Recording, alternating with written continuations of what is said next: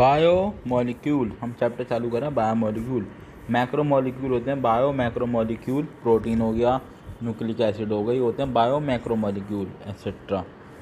How to analyse than living tissue, हम analyse करेंगे किसे, लिविंग टिश्यू को या फिर पीस ऑफ लीवर को। हम लिविंग टिश्यू को लेंगे और या पीस ऑफ लीवर को लेंगे, उसे हम ग्राइंड कर लेंगे मोर्टल और एंड पेस्टल सिलबट्टे पे यूजिंग ट्राईक्लोरो एसिटिक एसिड। क्या किसके साथ ग्राइंड करते हैं हम, ट्राईक्लोरो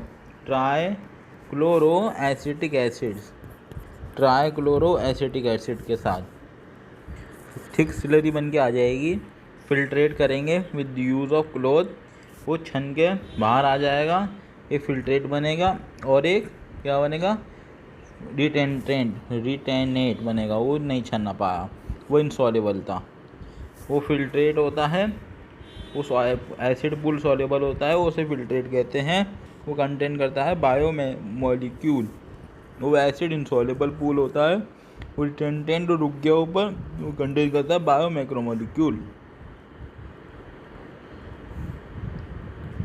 बायोमोलिक्यूल और carbon compound that we get from living tissue, सारे के सारे कार्बन कंपाउंड जो कि हम लिविंग टिश्यू से लेते हैं उसे कहते हैं बायोमोलिक्यूल। सारे के सारे कार्बन कंपाउंड जो कि हम लिविंग टिश्यू से लेते हैं उन्हें बायोमोलिक्यूल कहते हैं। If tissue is fully burn, अगर टिश्यू को फुल्ली बर्न कर दें, पूरी तरह जला दें, देन द कार्बन कंपाउंड, उसके कार्बन कंपाउंड हो गए वो ऑक्सीडाइज हो जाएंगे तो गैसियस फॉर्म में और रिमूव हो जाएंगे।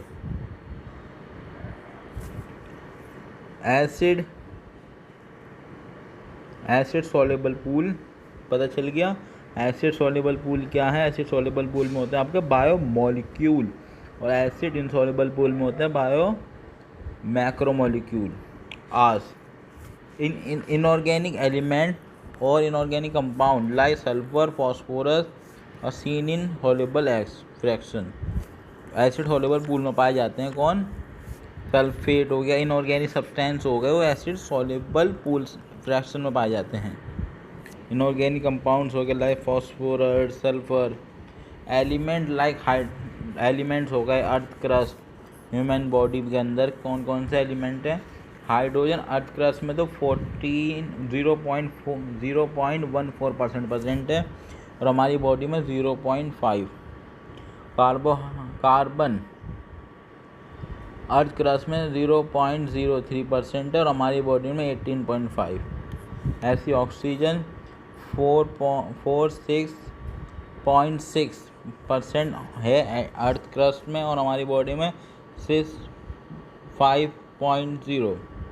Nitrogen very little amount of percent earth crust में, हमारी बॉडी में 3.3। सल्फर इतना, हमारी बॉडी में इतना, ये इतना, ये इतना, यहाँ पे ये इतना, ये इतना, ये इतना। अमीनो एसिड क्या होते हैं, मोनोमेरिक यूनिट होती है प्रोटीन की। सब मोनोमेरिक यूनिट और प्रोटीन क्या होती हैं, मोनोमेरिक यूनिट। नाम है मोनोमेरिक यूनिट होती है किसकी, प्रोटीन की। कौन, अमीनो एसिड। ये एक ऑर्गेनिक कंपाउंड होते हैं, इनके पास 4 सब्स्टिट्यूएंट ग्रुप होते हैं, वो ऑक्युपाई करते हैं 4 वैलेंसी है। 4 सब्स्टिट्यूएंट ग्रुप ऑक्युपाई करते हैं 4 valency position. Chiral carbon, if the carbon have to do optically active, और कार्बन को ऑप्टिकली एक्टिव रहना है तो उसके चारों के चारों साइड में ग्रुप लगे हुए हैं, उस सारे के सारे क्या होने, अलग होने चाहिए, एसिमेट्रिकल होने चाहिए। तो कार्बन एसिमेट्रिकल होगा तो ऑप्टिकली एक्टिव होगा। All 4 group attach to the carbon must be different, तभी बनेगा कायरल कार्बन। जैसे कि कार्बन की 4 वैलेंसी दिखा रखी हैं, चारों पर अलग अलग ग्रुप लगे हुए हैं। Glycerine simple amino acid optically inactive होता है। ग्लिसरीन एक अमीनो एसिड है। ग्लिसीन एक अमीनो एसिड है। ग्लाइसिन कह सकते हो। ग्लाइसिन एक अमीनो एसिड है जो कि ऑप्टिकली इनएक्टिव है। एक्टिव नहीं है, इनएक्टिव है। Based on the nature of R there are many amino acid. नहीं, आर के नेचर पे देखा जाए तो बहुत सारे अमीनो एसिड होते हैं। 20 different type of amino acid in living living cell form करते हैं प्रोटीन। कितने 20 डिफरेंट टाइप के लिविंग 20 डिफरेंट टाइप के अमीनो एसिड होते हैं। 20 डिफरेंट टाइप के अमीनो एसिड होते हैं लिविंग सेल के अंदर जो प्रोटीन बनाते हैं।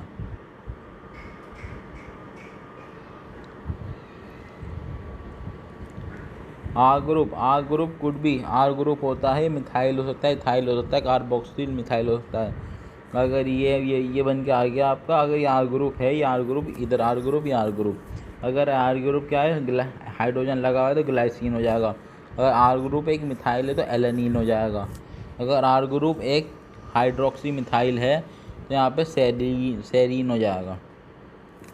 केमिकल फिजिकल प्रॉपर्टी और amino acid are essentially of, कई केमिकल फिजिकल प्रॉपर्टी होती है अमीनो एसिड किस वजह से होती है, अमीनो ग्रुप की वजह से होती है, कार्बोक्सिल ग्रुप से वजह से होती है, और आर फंक्शनल ग्रुप की वजह से होती है। एसिडिक अमीनो एसिड का नाम है glutamic acid.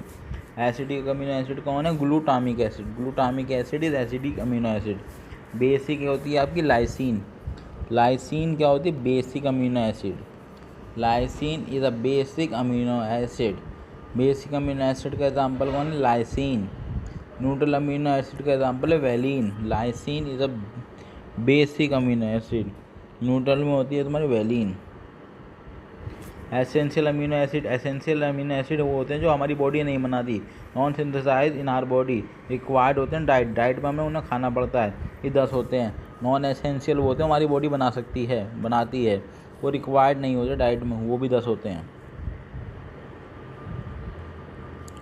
Aromatic amino acid 3 तरह के होते हैं, 3 तरह के दे रखे हैं, ट्रायोसिन, फिनाइलएलेनिन, ट्रिप्टोटीन। टायरोसिन, फिनाइलएलेनिन, ट्रिप्टोटीन कौन है, एरोमेटिक अमीनो एसिड हैं। यहाँ पे आप देख सकते हैं, यहाँ पे एक हाइड्रोजन बढ़ गया तो एसिडिक पीएच हो गया, ठीक है, एसिडिक पीएच हो गया। ये न्यूट्रल पीएच है, ये बेसिक है। यहाँ पे हाइड्रोजन घट गया और नेगेटिव चार्ज बढ़ गया। प्रोटीन क्या होते हैं, पॉलीपेप्टाइड होते हैं। बहुत सारे पेप्टाइड बॉन्ड होते हैं प्रोटीन में, तो प्रोटीन को हम पॉलीपेप्टाइड भी कह देते हैं। Are the linear chain of amino acid by peptide bond. एक अमीनो एसिड दूसरे अमीनो एसिड से पेप्टाइड बॉन्ड से जुड़ा हुआ होता है, ऐसे वो प्रोटीन बन जाता है। ये लीनियर चेन होती है अमीनो एसिड की बाय पेप्टाइड बॉन्ड। प्रोटीन इस हेट्रोपॉलीमर, प्रोटीन क्या होता है, एक हेट्रोपॉलीमर होता है। प्रोटीन एक हेट्रोपॉलीमर है। अगर यहाँ पे एक मोनोमर ग्लाइसिन है तो दूसरा मोनोमर सेरीन ही होगा, तब बनेगा प्रोटीन, क्योंकि प्रोटीन का heteropolymer. Protein is heteropolymer,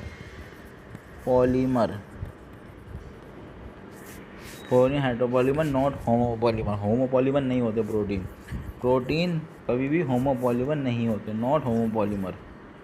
collagen is protein is the most abundant protein in whole animal world. कोलेजन एक प्रोटीन है जो कि मोस्ट एबेंडेंट प्रोटीन है पूरे के पूरे एनिमल वर्ल्ड में। RuBisCO is the abundant protein in whole biosphere. Animal world की बात करेंगे तो सबसे ज़्यादा पाया जाने वाला प्रोटीन है कोलेजन। अगर होल बायोस्फीयर की बात करेंगे तो रूबिस्को। प्रोटोलाइटिक एंजाइम, वो एंजाइम जो डिग्रेड करते हैं प्रोटीन को, उन्हें कहते हैं प्रोटोलाइटिक एंजाइम।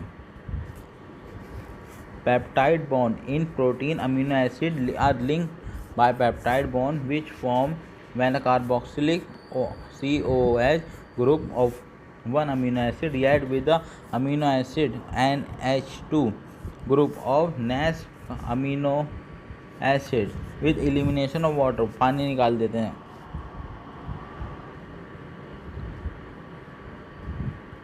जैसे कि दिखाया, एक ये है और एक ये है, ये है, इसका यहाँ से OH और ये H निकल रहा है, ये बन गया पेप्टाइड बॉन्ड आपका। यहाँ से क्या निकल के भग गया, यहाँ से एक ऑक्सीजन निकल के भग गई, एक ऑक्सीजन और एक हाइड्रोजन, एक ऑक्सीजन एक हाइड्रोजन यहाँ से भागी, यहाँ से H भागा, पानी निकल के भग गया, तो बॉन्ड बन गया पेप्टाइड बॉन्ड। प्राइमरी स्ट्रक्चर होता है प्रोटीन का, ये ऐसा होता है, ये एन टर्मिनल हो गया और ये हो गया आपका कार्बन टर्मिनल। ये COH दिखा रहा है, ये अमीन ग्रुप दिखा रहा है। The protein is imagine as a line, left represent कर रहा है फर्स्ट अमीनो एसिड, ये पहला अमीनो एसिड दिखा रहा है, लास्ट अमीनो एसिड दिखा रहा है, ये लास्ट वाला दिखा रहा है। प्रोटीन लाइन में हो, ठीक है ना। प्रोटीन इमेजिन करो लाइन में है, रिप्रेजेंट कर रहा है first amino acid, and the right end represent by the last amino acid, right end represent कर रहा है last amino acid. The first amino acid is called N terminal, N terminal कहेंगे हम फर्स्ट अमीनो एसिड को, और last amino acid को कहेंगे हम C terminal. Secondary structure of protein. Protein thread does not exist throughout as extend rigid rod. Protein का structure होता है सेकेंडरी वाला, वो सीधा सिंपल नहीं रह सकता, वो रहता है आपका किसकी फॉर्म में, वो रहता है आपका हेलिक्स की फॉर्म में। These thread folding in a form of helix, ये हेलिक्स की फॉर्म में रहते हैं।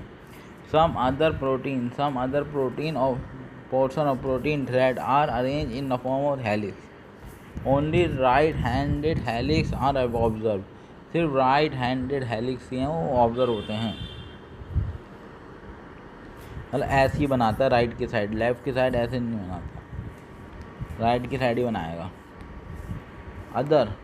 Other region of protein thread are folded other form in what it secondary structure.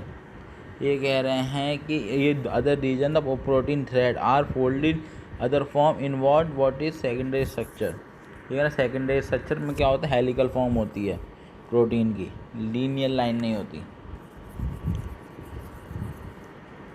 ठीक है ना।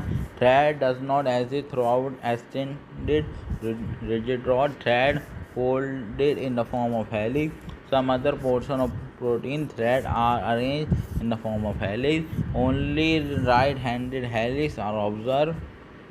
Other region of protein thread are folded and other form involve what secondary structure.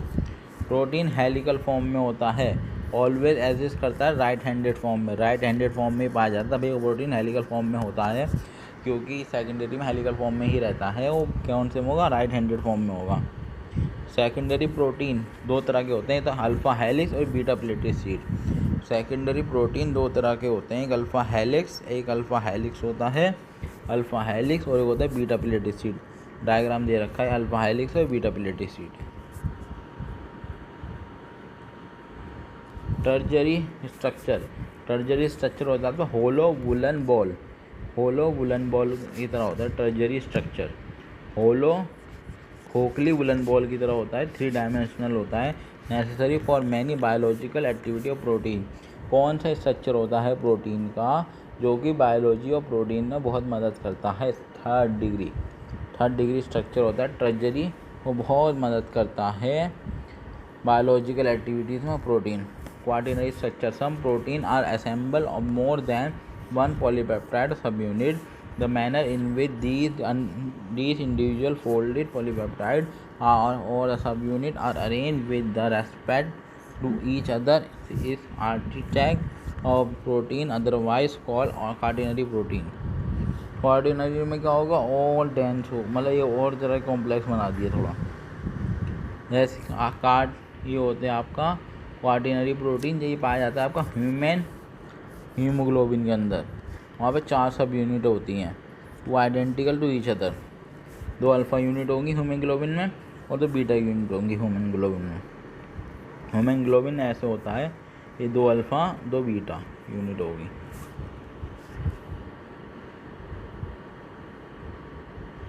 Lipid are insoluble होते हैं water में। Lipid कैसे होते हैं, insoluble होते हैं वाटर में।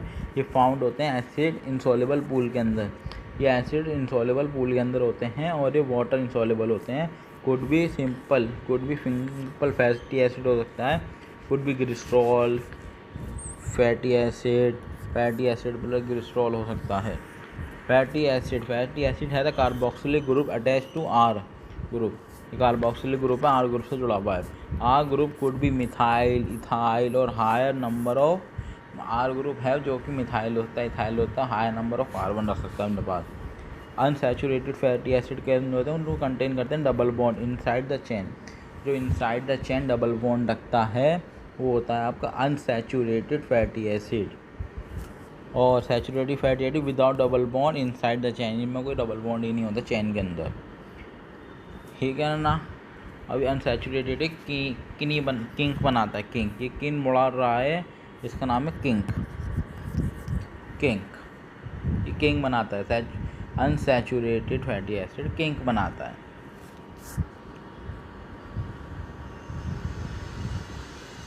फैटी एसिड होता है आपका फैटी एसिड, और 16 कार्बन के फैटी एसिड को पाल्मिटिक एसिड कहते हैं। 20 कार्बन के फैटी एसिड को आर्चिडोनिक एसिड कहते हैं। 16 कार्बन के फैटी एसिड को पाल्मिटिक एसिड कहते हैं। 20 कार्बन के फैटी एसिड को आपका आर्चिडोनिक एसिड कहते हैं। Lipid can also be called fat और oil based on the melting point. Lipid को हम फैट भी बोल सकते हैं, ऑयल भी बोल सकते हैं, based on their melting point, melting point को देखते हुए।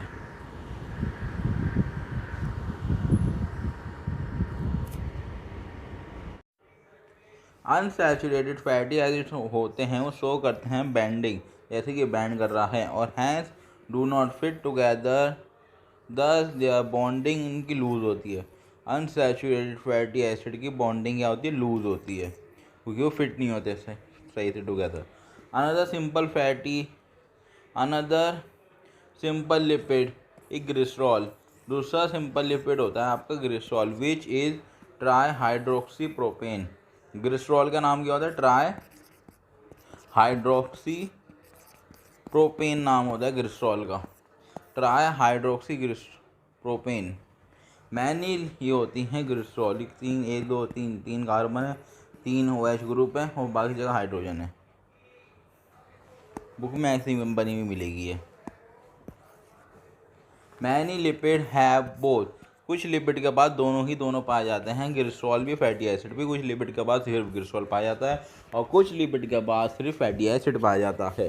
तो हम कह सकते हैं वो जो लिपिड हैं जिनके पास दोनों होते हैं वो 3 तरह के होते हैं, जैसे monoglyceride, diglyceride, triglyceride. Ester bond बनता है, ये link between alcohol and acid. Alcohol and acid के बीच में क्या बनता है, ईस्टर बॉन्ड बनता है। यहाँ एल्कोहल थी, ये एसिड ग्रुप था, ईस्टर बॉन्ड बन गया यहाँ पे। मोनोग्लिसराइड तब कब होगा, एक ग्लिसरॉल के साथ एक फैटी एसिड जुड़ता है तो मोनोग्लिसराइड बनता है। डाइग्लिसराइड, अब एक ग्लिसरॉल के साथ 2 फैटी एसिड जुड़ेंगे तो डाइग्लिसराइड बनेगा। ट्राइग्लिसराइड, एक ग्लिसराइड के साथ 3 फैटी एसिड जुड़ेंगे तो ट्राइग्लिसराइड बनेगा। ये डायग्राम दे रखे हैं सारे। फॉस्फोलिपिड का सबसे अच्छा एग्जांपल है लेसिथिन। ये एग्जांपल है आपका फॉस्फोलिपिड का। फॉस्फोलिपिड का एग्जांपल है अच्छा वाला lecithin. Some lipid have phosphorus. कुछ लिपिड के पास फॉस्फोरस होता है, और फॉस्फोराइलेटेड ऑर्गेनिक कंपाउंड होते हैं अपने अंदर। क्या होता है उनके पास, फॉस्फोरस होता है, फॉस्फोराइलेटेड कंपाउंड्स होते हैं अपने अंदर।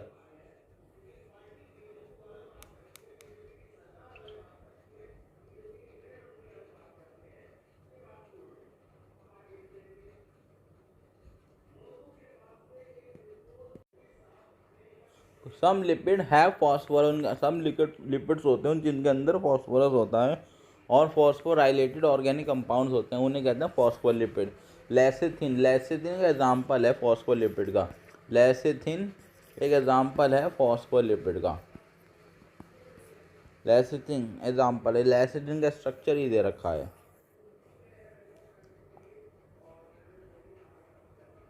एक ये भी स्ट्रक्चर दे रखा है लेसिथिन का।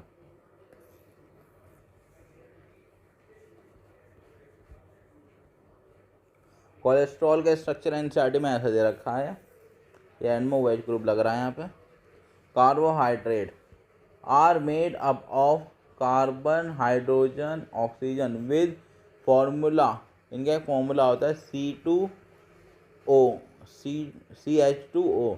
CH2O और हमारे N, ये फॉर्मूला होता है। फंक्शनल ग्रुप क्या होंगे, या तो एल्डिहाइड होगा इनके अंदर कार्बोहाइड्रेट के अंदर, या तो फंक्शनल ग्रुप एल्डिहाइड होगा, कीटोन होगा। कार्बोहाइड्रेट बने हुए होते हैं कार्बन, हाइड्रोजन, ऑक्सीजन के विद द फॉर्मूला CH2ON। इनके पास एल्डिहाइड हो गए, फंक्शनल एल्डिहाइड फंक्शनल ग्रुप होगा, कीटोन फंक्शनल ग्रुप होगा। ये कीटोन ऐसा हो जाएगा, एल्डिहाइड ऐसा हो जाएगा। Least number of carbon, least number of carbon carbohydrate 3। अगर सबसे छोटा कार्बोहाइड्रेट होता है वो 3 कार्बन का बना हुआ होता है। सबसे छोटा कार्बोहाइड्रेट होता है वो 3 कार्बन का बना हुआ होता है, जैसे कि एल्डिहाइड इधर, कीटोन इधर। कार्बोहाइड्रेट 3 तरह के होते हैं, monosaccharide, oligosaccharide, polysaccharide. Monosaccharide made up of a single residue.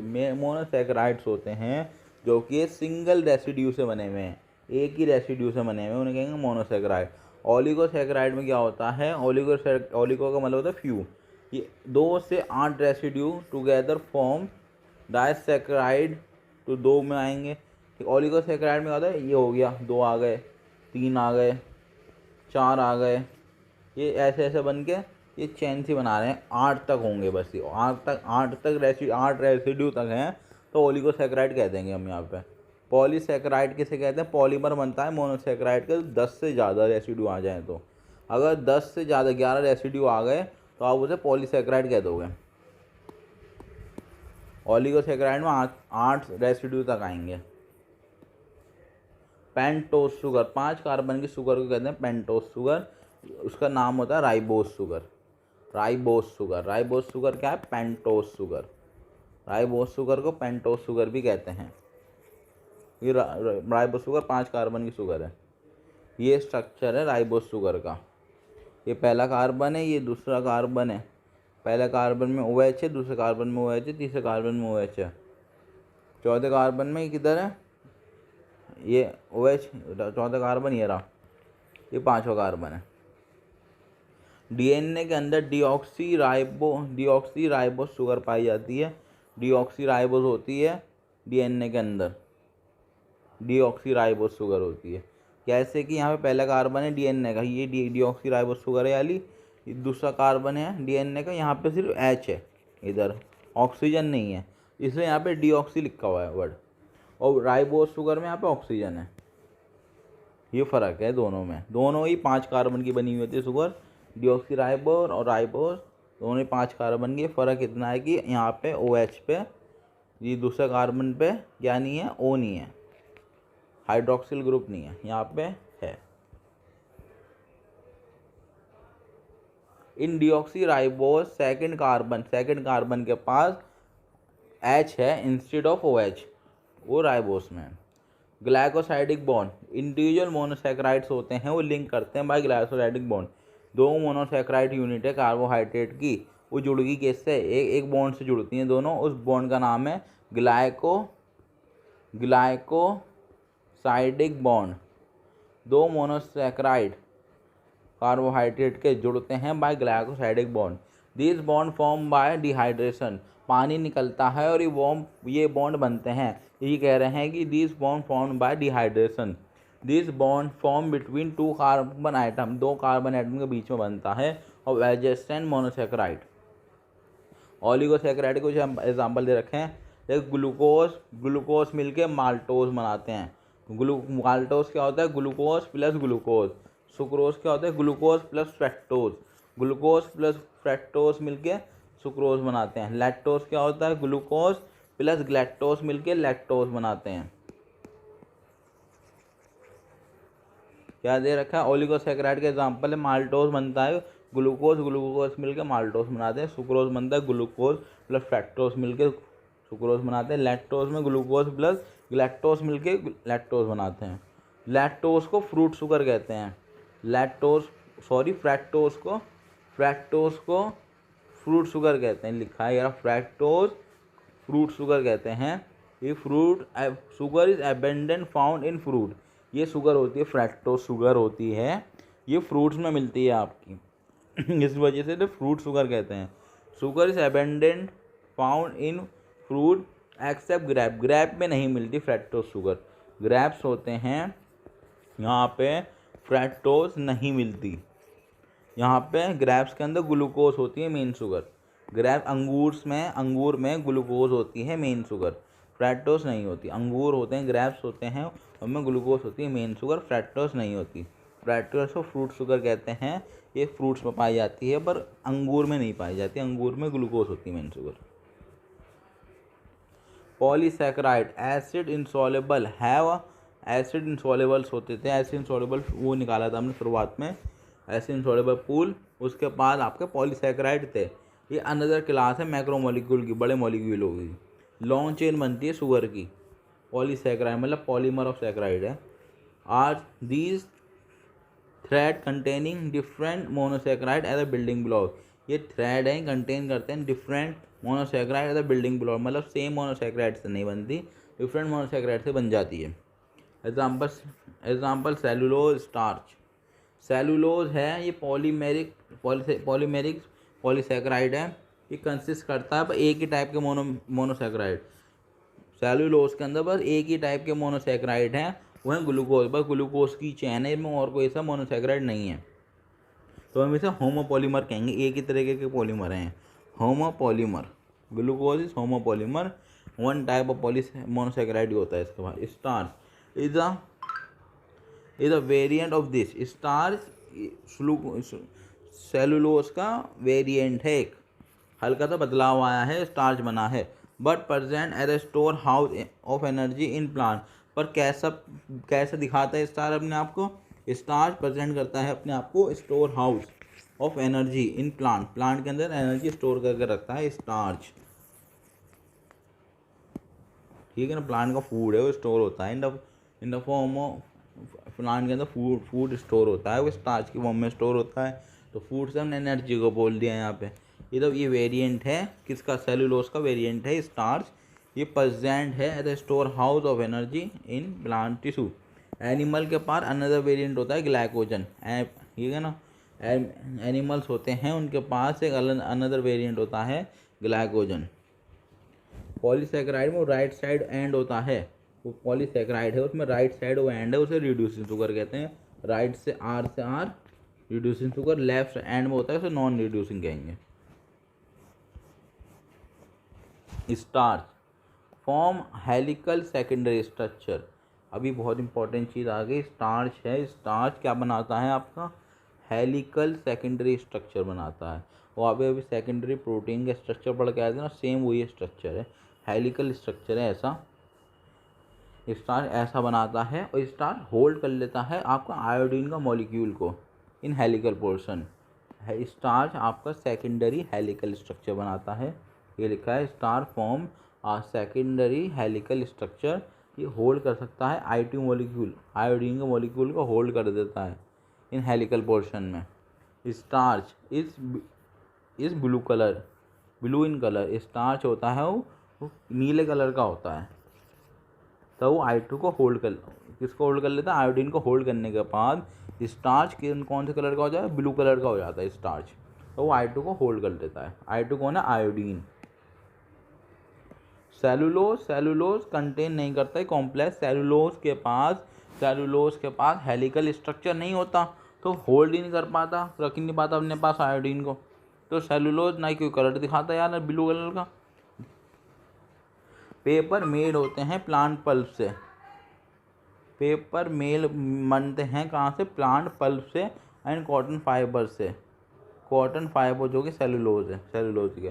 Plant have a building block amino sugar, chemically modified sugar. उसका नाम क्या है? ग्लूकोसेमाइन एंड एसिटाइल। ठीक है ना, प्लांट के पास बिल्डिंग ब्लॉक होते हैं, अमीनो शुगर होती है एंड केमिकली मॉडिफाइड शुगर होती है। Example glucosamine and acetyl. Chitin क्या होता है?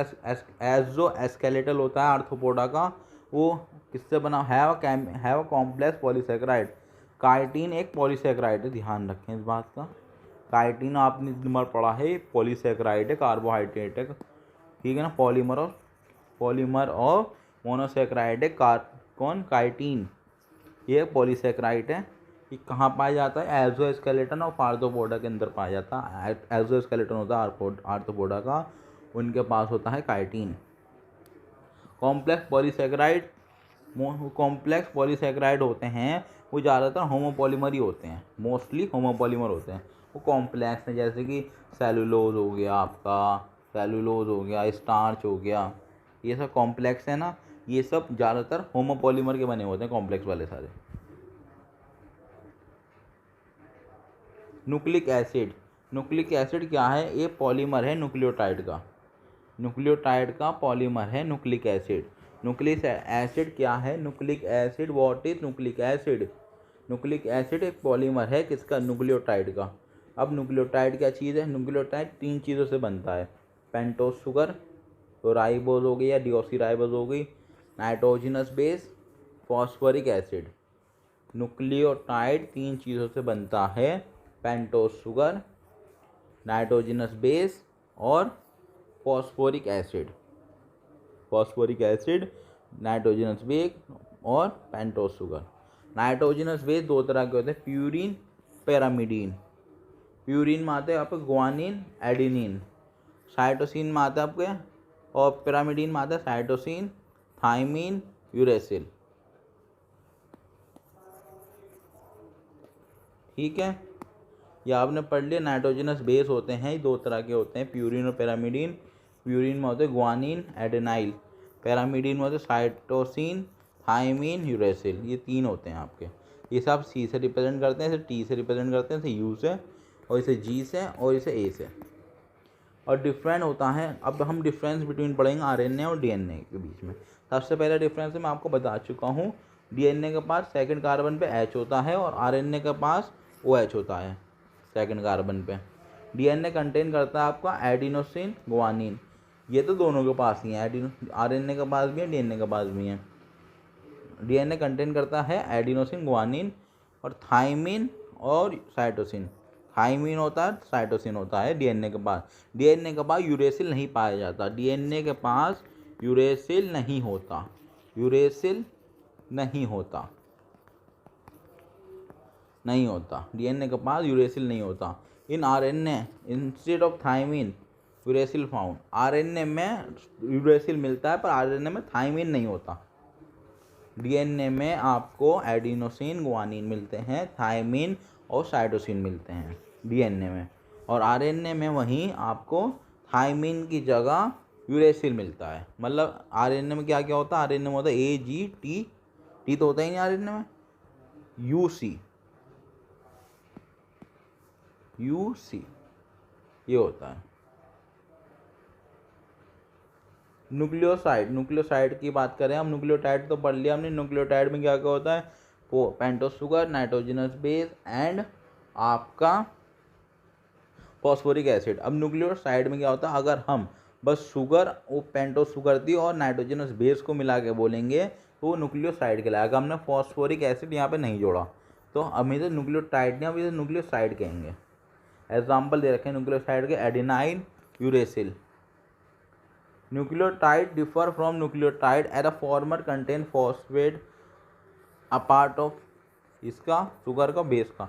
फॉर्मर वाला न्यूक्लियोटाइड कंटेन करता है फॉस्फेट, फॉस्फेट का, ठीक है ना, कंटेन करता है फॉस्फेट, फॉस्फोरिक एसिड। उसका फॉस्फोरिक एसिड ऐसा होता है, पी होते हैं इधर OH, इधर OH, इधर OH और ऊपर डबल बॉन्ड के साथ oxygen. N glycosidic bond, N glycosidic bond कौन सा बॉन्ड है? ये बेस, नाइट्रोजनस बेस है एडेनिन, और ये पेंटोज शुगर है। बेस और पेंटोज शुगर के बीच में एक बॉन्ड बनता है ये वाला, इसका नाम है N glycosidic bond. Bond which connect nitrogenous base with pentose sugar, bond जो कि कनेक्ट कर रहा है नाइट्रोजनस बेस को पेंटोज शुगर से, उसका नाम, बॉन्ड का नाम है एन ग्लाइकोसाइडिक बॉन्ड। ये न्यूक्लियोटाइड हो गया आपका। ये फॉस्फोरिक एसिड, ये फॉस्फोरिक एसिड लग रहा है, ये आपकी पेंटोज शुगर हो गई और ये आपका बेस हो गया। ये होता है न्यूक्लियोटाइड। अब बेस आप एडेनिन लगाएं, ग्वानिन लगाएं, थाइमिन लगाएं और आपका कौन सा लगाएं? सी लगाएं, साइटोसिन। हमने थाइमिन क्यों लिखा? क्योंकि यहाँ पे देखो, यहाँ पे H लिखा है खाली, OH नहीं है। न्यूक्लियोटाइड, न्यूक्लियोटाइड के नाम दे रखे हैं एडिनाइलिक। अगर आपका न्यूक्लियोटाइड एडिनाइलिक कब होगा? तब बेस का नाम एडिनोसिन वाला बेस आएगा, एडेनाइन वाला बेस आएगा। ग्वानिलिक एसिड कौन सा होगा? तब आपका ग्वानोसिन वाला वो आएगा। नाइट्रोजनस बेस साइटिडिक एसिड कब होगा? तब आपका साइटोसिन वाला बेस आएगा। थाइमिडाइलिक एसिड कब होगा, तब आपका थाइमीन बेस आएगा नाइट्रोजन बेस में। यूरिडाइलिक एसिड कब होगा, तो आपका यूरेसिल बेस आएगा। ऐसे ही सिमिलर नाम है यहाँ पे, adenosine, guanine, cytosine, thymidine, uridine. Polynucleotide chain होती है, पॉलीन्यूक्लियोटाइड चेन कंटेन करती है मैनी न्यूक्लियोटाइड, वो कनेक्टेड टुगेदर होते हैं। पॉलीन्यूक्लियोटाइड चेन में मतलब बहुत सारे न्यूक्लियोटाइड है, बहुत सारे न्यूक्लियोटाइड होते हैं पॉलीन्यूक्लियोटाइड चेन में, वो भी कनेक्टेड होते हैं बाय कुछ चीज़ से कनेक्टेड होते हैं वो। Formation of polynucleotide chain, formation कैसे होती है पॉलीन्यूक्लियोटाइड चेन की। In polynucleotide chain one connected to another nucleotide by phosphodiester bond. एक न्यूक्लियोटाइड दूसरे न्यूक्लियोटाइड से जुड़ता है बाय किससे, एक न्यूक्लियोटाइड दूसरे न्यूक्लियोटाइड से जुड़ता है किस चीज़ से, बाय फॉस्फोडाइस्टर बॉन्ड की मदद से जुड़ता है। एक न्यूक्लियोटाइड दूसरे न्यूक्लियोटाइड से जुड़ता है बाय फॉस्फोडाइस्टर बॉन्ड की मदद से। जैसे कि ये यहाँ पे था, ये यहाँ पे था, इन्होंने बॉन्ड बनाया, ये दूसरे का फॉस्फोरिक एसिड पेंटोस शुगर का OH इन्होंने मिला, वहीं यहाँ मिले, ये यहाँ पे भी मिला, तो एक न्यूक्लियोटाइड है, यहाँ पे बना रहे हैं, यहाँ पे बना रहे हैं, यहाँ पे भी ईस्टर बॉन्ड बन रहा है इसका, और यहाँ पे भी ईस्टर बॉन्ड बन रहा है। तो ये फॉस्फोडाइस्टर बॉन्ड से जुड़ता है एक न्यूक्लियोटाइड दूसरे न्यूक्लियोटाइड से। फॉस्फोडाइस्टर बॉन्ड फॉर्म होता है, तीसरा कार्बन होता है और फर्स्ट न्यूक्लियोटाइड, तीसरा कार्बन है ना फर्स्ट न्यूक्लियोटाइड का भी दिखाया था, और एक पांचवा कार्बन है इसका नेक्स्ट न्यूक्लियोटाइड का। जैसे कि ये तो हो गया आपका तीसरा कार्बन और ये हो गया इसका पांचवा carbon. In nucleic acid phosphate moiety link the third prime carbon of one sugar of one nucleotide to 5 prime sugar of succeeding nucleotide.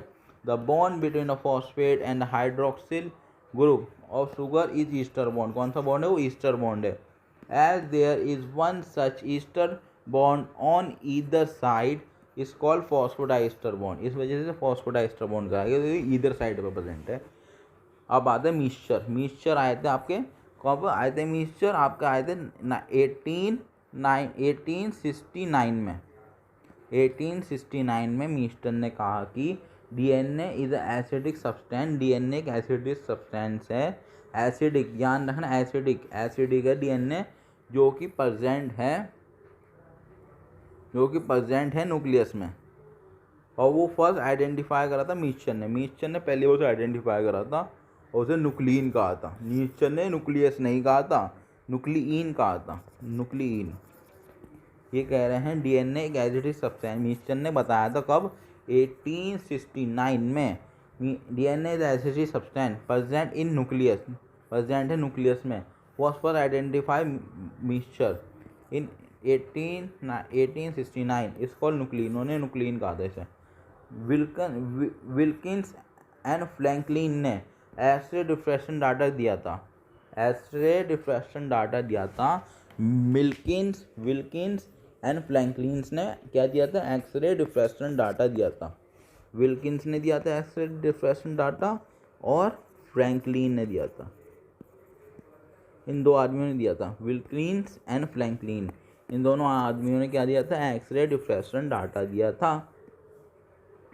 अब वाटसन एंड क्रिक ने क्या करा, वाटसन एंड क्रिक ने प्रपोज कर दिया यहाँ पे double helical model of DNA कैसा है, डबल हेलिकल है, एक तो ये हेलिक है और ये क्या दूसरा हेलिक है, ऐसा बना हुआ है। एक तो ये हेलिकल मॉडल हो गया, एक तो ये हेलिकल हो गई लाइन, एक ये हेलिकल हो गई, तो इसे क्या कहते हैं ना, डबल हेलिकल मॉडल। वाटसन ने क्रिक ने क्या प्रपोज कर दिया था, propose double helical model of DNA based on, किस पे बेस करा था इन्होंने ये क्रिक एंड वाटसन ने डबल हेलिकल मॉडल प्रपोज कर दिया, पर किसके ऊपर, based on X-ray diffraction data of DNA, X-ray diffraction data के बेस पे वाटसन एंड क्रिक ने डबल हेलिकल मॉडल दिया, और एक्सरे डिफ्रैक्शन डाटा किसने दिया था, विल्किंस एंड फ्रैंकलिन ने। यह आपको दिख रहा होगा है डबल हेलिकल मॉडल, एक ये हेलिकल जा रहा है और दूसरा हेलिकल जा रहा है, तो ये डबल हेलिकल मॉडल हो गया। यहाँ पे 5 प्राइम है और यहाँ पे 3 प्राइम है। यहाँ पे 5 प्राइम कार्बन है, यहाँ पे 3 प्राइम कार्बन, तो एंड हो रहा है। और तब यहाँ पे 5 प्राइम है, यहाँ पे 3 प्राइम है। ठीक है। वाटसन एंड क्रिक मॉडल से डीएनए एग्जिस्ट करता है डबल हेलिकल स्ट्रक्चर में, मतलब ऐसे स्ट्रक्चर में 2 स्ट्रैंड होते हैं पॉलीन्यूक्लियोटाइड चेन के पास। पॉलीन्यूक्लियोटाइड चेन के पास देयर आर 2 स्ट्रैंड होते हैं पॉलीन्यूक्लियोटाइड चेन के पास ही। देयर आर 2 स्ट्रैंड होते हैं पॉलीन्यूक्लियोटाइड चेन के।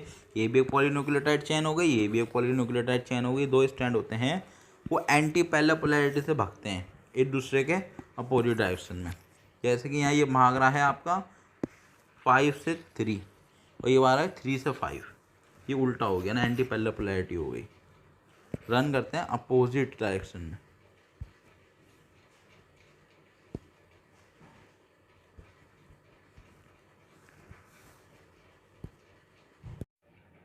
चार्क ऑफ रूल।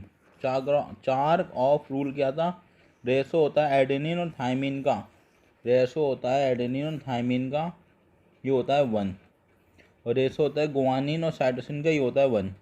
तो तब तो आप देख सकते हैं कि जब थाइमिन एडिसिन से 2 बॉन्ड बनाता है और आपका गुआनोसिन साइटोसिन से 3 बॉन्ड बनाता है।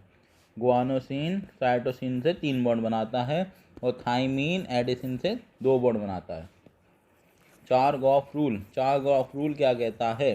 चार्ग ऑफ रूल ये कहता है कि रेशो होता है थाइमीन का एडेनिन का, वो कांस्टेंट है और इक्वल टू 1 है। रेशो होता है गुआनिन का और साइटोसिन का, ये भी इक्वल टू कांस्टेंट है और इक्वल टू 1 है। एडेनिन और थाइमीन के बीच में बनते हैं आपके 2 बॉन्ड और गुआनोसिन और साइटोसिन के बीच में बनते हैं 3 bond. Back is formed by, in polynucleotide chain की बैकबोन होती है, ये बनी हुई होती है तुम्हारी फॉस्फोडाइस्टर बॉन्ड। ठीक है ना। तो आप इसे कहते हैं शुगर फॉस्फेट शुगर। बैकबोन किसकी बनी हुई है? इसकी शुगर फॉस्फेट शुगर्स की बनी हुई है। किसकी? पॉलीन्यूक्लियोटाइड की। Sugar phosphate sugar. There are 2 hydrogen bond between adenine और थाइमीन और there are 3 hydrogen bond between guanosine और cytosine. Each strand appear like helical structure. हर एक स्ट्रैंड कैसा दिखता है? हेलिकल की तरह दिखता है। ठीक है। Each step of ascend represent by pair of base. हर एक ये यहाँ पे पेयर है, यहाँ पे एडिनोसिन होगा, थाइमिन होगा, गुआनोसिन होगा, ये होगा, ऐसे जुड़े हुए हैं ये। ईच स्टेप और एसेंड स्टैंड का ये कितना कितना कौन सा एंगल बनाता है? Each step of ascend stand करता है कितना? ये कितना टर्न ले रहा है? 36 डिग्री का टर्न लेता है। 36 डिग्री का टर्न लेता है। कितना? 36 डिग्री। 36 डिग्री का टर्न लेता है ये है और ये है, तो ये एंगल कितना है? 36 डिग्री है ये। 1 full turn off helical stand would involve 10 step और 10 बेस पेयर। ये एक होता है, ये टर्न दिख रहा है आपको, ये इसके अंदर 10 बेस पेयर आ रहे हैं, मतलब ये 10 बेस पेयर हैं यहाँ पे। एक एडिनोसिन हो गया, यहाँ पे थाइमीन हो गया, यहाँ पे गुआनोसिन हो गया, यहाँ पे एडिनोसिन, यहाँ पे थाइमीन, गुआनोसिन, यहाँ पे 10 हो गए। ऐसे ही 10 इधर होंगे, इनके अपोजिट वाले। एडिनिन है तो यहाँ पे थाइमीन आएगा, थाइमीन है तो यहाँ पे एडिनिन आएगा, गुआनोसिन है तो साइटोसिन आएगा, ये साइटोसिन है तो गुआनोसिन आएगा, एडिनिन है तो टी आएगा, टी है तो ए आएगा, जी है तो सी आएगा, सी है तो जी आएगा, ये होगा। और जुड़े हुए होंगे अपने अपने बॉन्ड। अगर ये एडिनोसिन थाइमिन बीच का आ रहे हैं तो उसमें 3 बॉन्ड आ जाएंगे। और जैसे कि यहाँ पर एडिनोसिन थाइमिन के बीच 2 बॉन्ड होंगे, ये 2 बॉन्ड, ये 2 बॉन्ड, इनकी ये तीनों के बीच में हो जाएगा मामला ऐसे। ये कह रहे हैं ये टन लेती है, ये टन लेती है न्यूक्लियस की डीएनए की, ये पूरा टन है यहाँ से लेके यहाँ तक। यहाँ पे 10 बेस पेयर आ रहे हैं बीच में, 10 बेस पेयर। और इसकी लंबाई कितनी होती है ये टन की?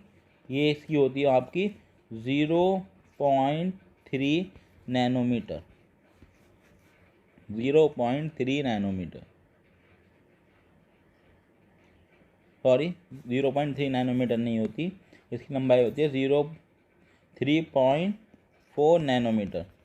इनकी लंबाई कितनी होती है पूरी, एक इसे इस पूरी लाइन के पिच कहेंगे, पिच कहेंगे। इस पिच के अंदर 10 बेस पेयर आ जाते हैं, 10 बेस पेयर आ जाते हैं। इसकी लंबाई होती है 3.4 नैनोमीटर। 1 नैनोमीटर कितना होता है, 10⁻⁻⁹ मीटर।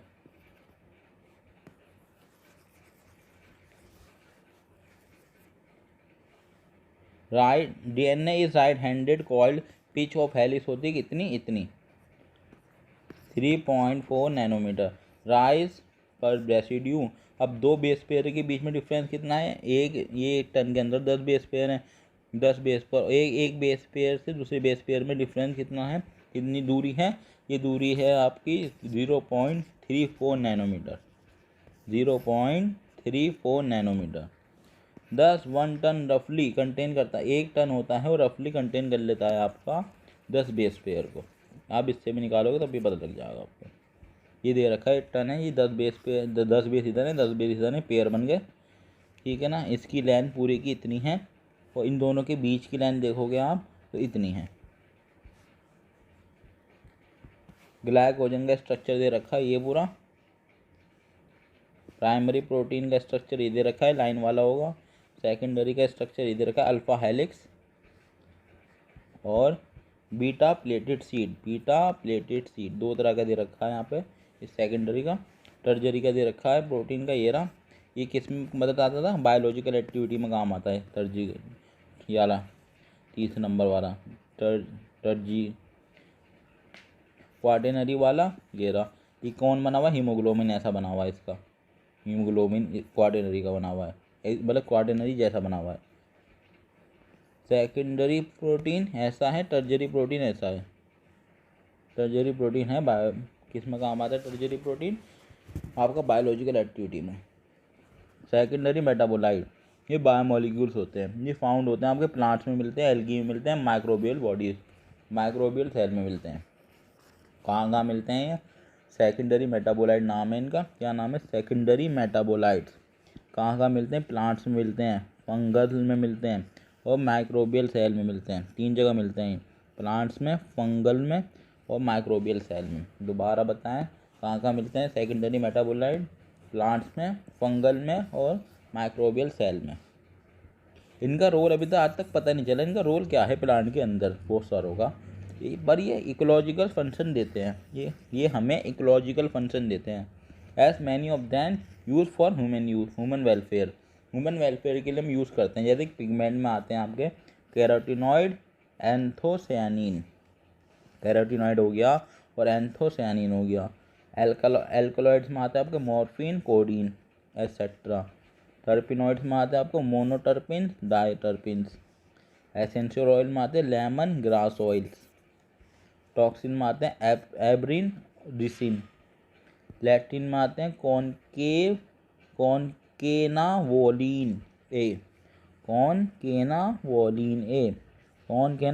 ए, लैक्टिन।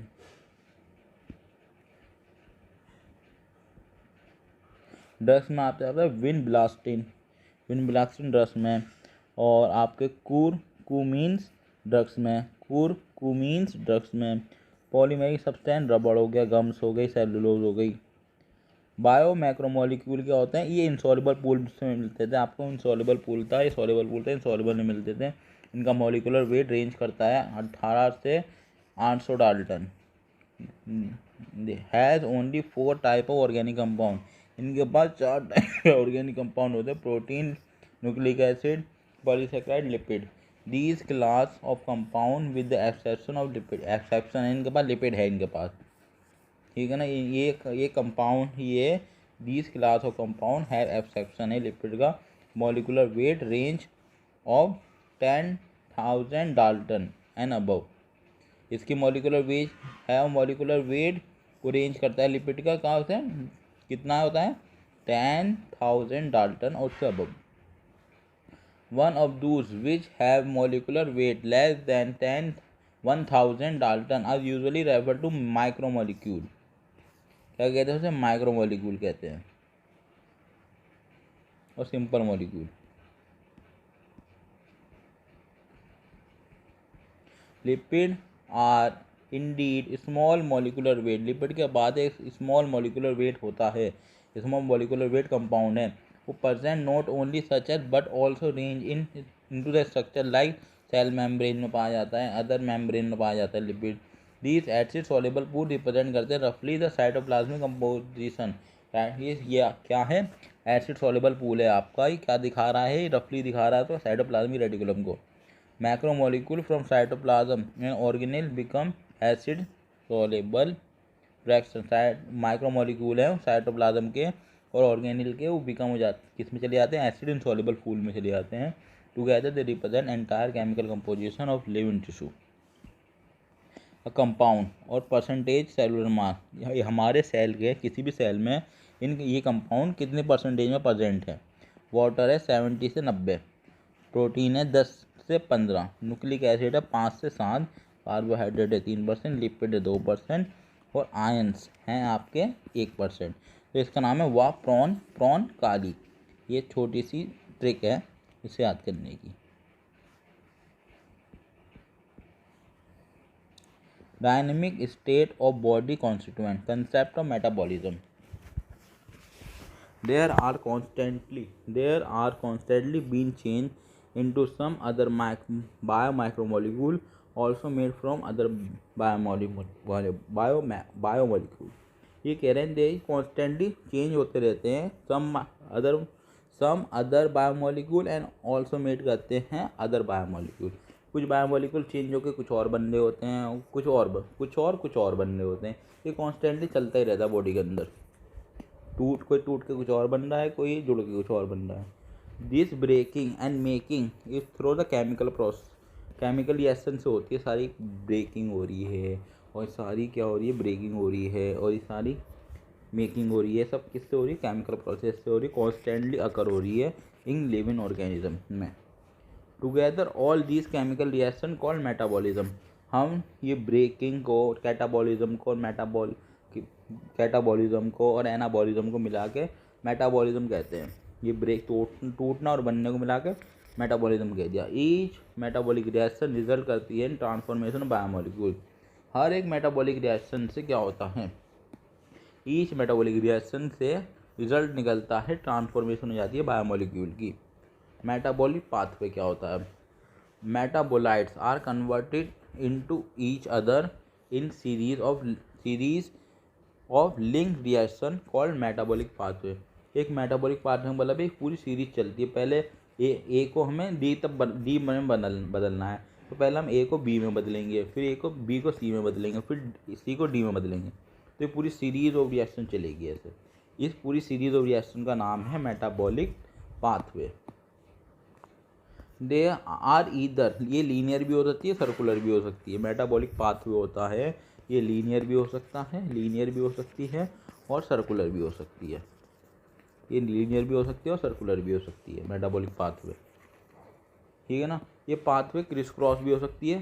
कैसी हो सकती है? क्रिस क्रॉस भी हो सकती है पाथवे, क्रिस क्रॉस भी हो सकती है with each other that traffic junction. जो कि ट्रैफिक जंक्शन होगा वहाँ पे दोनों क्रॉस करेंगे। किसी और का भी एक ये बन रहा होगा, एक बनती हुई आ रही होगी लाइन से, और ये भी ये बन गया, और फिर ये एक सेम चीज़ बन रही होगी। यहाँ पे क्या बोलेंगे इसे? ये बोलेंगे traffic junction. Dynamic state of body constituent. Flow of metabolite through metabolic pathway has definite rate and direction like automobile traffic. Metabolic flow is called dynamic state of body constituent। metabolic flow होता है, इसको ही कहते हैं dynamic state of body constituent। catalyst reaction, ये another feature होता है these metabolite reaction that is every chemical reaction is catalyse reaction.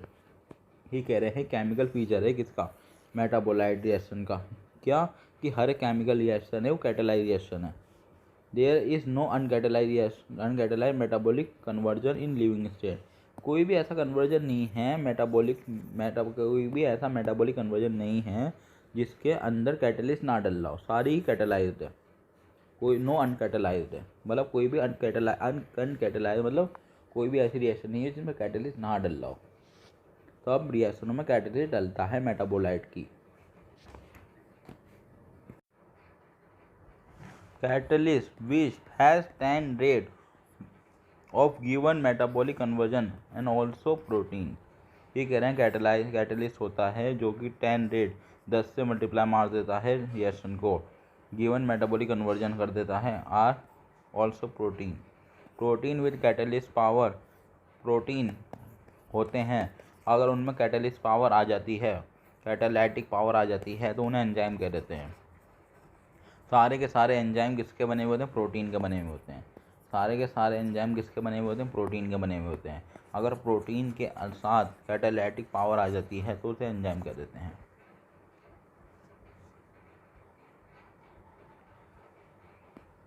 Metabolic basis for living, metabolic pathway can lead to more complex structure from simple structure.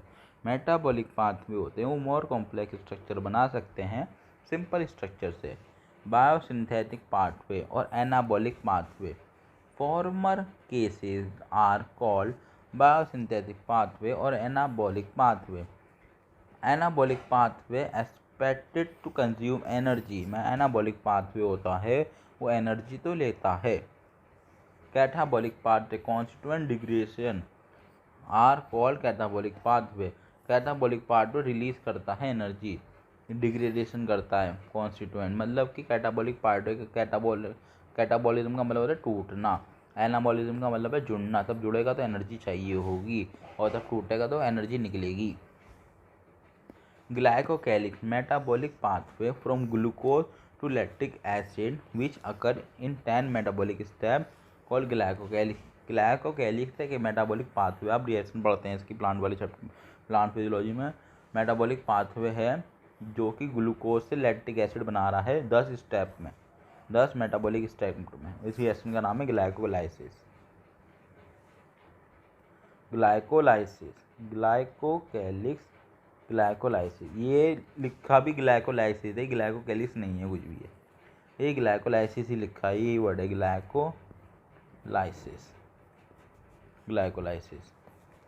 ATP important form of energy currency in living system is bond energy in chemical called adenosine triphosphate। Adenosine triphosphate के पास क्या होती है? Bond energy होती है इसके पास, bond energy. ये energy currency है पर इसके पास एनर्जी है कैसी? इसके पास बॉन्ड एनर्जी होती है, bond energy in chemical adenosine triphosphate. Living state, living state को कहते हैं steady state, steady state. Important fact of biological system, all living organism exist करते हैं स्टेडी स्टेट। सारे के सारे लिविंग ऑर्गेनिज्म होते हैं वो स्टेडी स्टेट में ही रहते हैं। Characterize by concentration of each of these biomolecule, these biomolecule are in metabolic flux. Biomolecules होते हैं वो स्टेडी स्टेट में किस में होते हैं? मेटाबॉलिक फ्लक्स में होते हैं सारे सारे। कोई इधर से इधर जा रहा है, कोई इधर से इधर आ रहा है, कोई जा रहा है, कोई इधर से इधर आ रहा है, ये सब मेटाबॉलिक फ्लक्स में होते हैं सारे बायोमोलिक्यूल लगभग। एनी केमिकल और physical process move spontaneously to equilibrium, सारे के सारे इक्विलिब्रियम की तरफ भाग रहे हैं पर उन्हें इक्विलिब्रियम नहीं मिल रहा। These steady state is non equilibrium, steady state non equilibrium state को कहते हैं वो, ठीक है। Can't perform work, steady state non equilibrium can't perform work. All living organism, सारे के सारे लिविंग ऑर्गेनिज्म कंटिन्यूसली वर्क कर रहे हैं, 10 तब भी वो अफोर्ड नहीं कर पा रहे हैं इक्विलिब्रियम। अगर इक्विलिब्रियम अफोर्ड हो गया तो डेथ हो जाएगी। स्टडी स्टेट में कोई भी इक्विलिब्रियम अफोर्ड नहीं कर पाता, ये सब कोशिश कर रहे हैं इक्विलिब्रियम मिल जाए पर ये कर नहीं पा रहे afford. And the living state is, living state कैसी होती है? नॉन इक्विलिब्रियम स्टेट होती है। Steady state to be able to perform work, living process is constant effort लगा रहे हैं to prevent falling in equilibrium. पर लिविंग प्रोसेस होते हैं ये, हम एनर्जी लगा रही है हमारी बॉडी की इक्विलिब्रियम आ ही ना जा, प्रिवेंट कर रहे हैं हम लिविंग हमारी body. This achieve by energy input, हम एनर्जी लगा रहे हैं तभी ये इक्विलिब्रियम नहीं आ रहा, वरना तो इक्विलिब्रियम आ जाएगा। हमारी एनर्जी लगाने की वजह से ही ये बायोमोलिक्यूल से इनका इक्विलिब्रियम नहीं आ रहा। Metabolism provide a mechanism for production of energy, metabolism provide करता है मैकेनिज्म जिससे कि एनर्जी बनती है। हैंस लिविंग स्टेट और मेटाबॉलिज्म आर सिनोनियम, तो हम बोल सकते हैं लिविंग स्टेट होती है और ये मेटाबॉलिज्म होता है। अगर मेटाबॉलिज्म होगा तो ही तो होगी लिविंग स्टेट, और लिविंग स्टेट होगी तो मेटाबॉलिज्म भी होगा इसके साथ। तो ये दोनों वर्ड सिनोनियम है। Without metabolism there can not be, अगर मेटाबॉलिज्म नहीं होगा तो लिविंग स्टेट तो हो ही नहीं सकती। ये लिखा है। एंजाइम होते हैं सारे के सारे एंजाइम किसके बने हुए होते हैं, प्रोटीन के बने हुए होते हैं सारे के सारे enzyme. All enzyme are made up of protein. Ribozyme some nucleic acid that behave like enzyme, ribozyme क्या होते हैं, राइबोजाइम कुछ न्यूक्लिक एसिड, ये न्यूक्लिक एसिड होते हैं जो कि बिहेव करते हैं एंजाइम की तरह। ये न्यूक्लिक एसिड हैं जो कि बिहेव करते हैं किसकी तरह, एंजाइम की तरह। One can depict enzyme by line diagram, हम एंजाइम को देख सकते हैं, डिपिक्ट कर सकते हैं by line diagram. An enzyme like any protein has a primary structure that is amino acid sequence of protein. Tertiary structure backbone of protein chain fold itself chain की cross self hence many, ये आपका enzyme के उनके में रहते हैं, टर्जरी structure में रहते हैं एंजाइम। इसके अंदर क्या होती है, आपकी क्रीविक्स पॉकेट होती है, क्रीविक्स पॉकेट होती है, गड्ढा सा होता है, पॉकेट होती है एंजाइम के अंदर, एक गड्ढा सा होता है, पॉकेट होती है एंजाइम के अंदर। उस सच पॉकेट इज एक्टिव साइट, वो पॉकेट होती है वो एक्टिव साइट होती है, एक्टिव साइट होती है। Active site of enzyme is crevices और पॉकेट इनटू सब्सटेंस फिट, उसमें आके कुछ सब्सटेंस फिट होता है जिससे वो एंजाइम एक्टिव हो जाता है एकदम।